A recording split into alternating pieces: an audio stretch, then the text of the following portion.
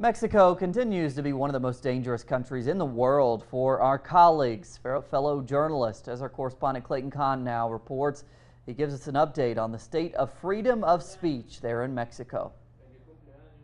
Over the weekend, Gloria Munoz, critical journalist, columnist, and director of the online independent media outlet Desinformémonos, found that her home had been ransacked. Only her electronic tablets had been stolen. She joins an unprecedented number of Mexican journalists who have been targets of a wide range of aggressions. Tell me at least one case of an assaulted, threatened, murdered, or disappeared journalist that has been solved through the state. There's not one.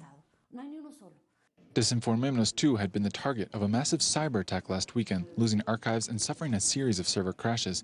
Confronting the reality of 89% impunity rate, especially of the more than 100 murders of journalists and 22 disappearing since the year 2000, the Desinformémonos team says the profession cannot confide in the state in providing a solution, but rather build stronger ties with the public. A journalist cannot be disconnected from society. It is not a question of being elite.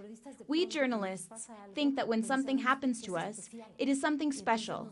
And so we disconnect from society, and we defend ourselves only amid the profession, nothing else. And I think this defense must go beyond the profession. It must be connected with civil society in general.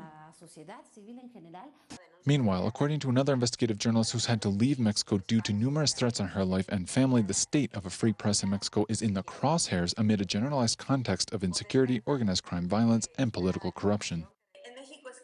In Mexico, it is clear that no one can speak of freedom of expression when the journalists who publish, perform their journalistic duty to society, have to pay a high price to do so.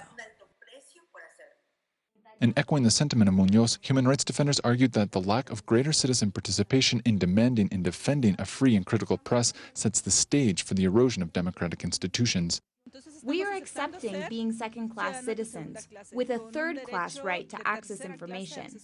And not just that, our fundamental and collective rights are being violated as a society and the opportunity to have a democratic state. While various government initiatives and measures have been taken to defend the rights and safety of media makers, especially the so-called Mechanism to Defend Journalists and Human Rights Defenders, which currently has 470 beneficiaries, rights defenders denounce that these laws and their benefits only exist on paper. Clayton Kahn, Telesur, Mexico City.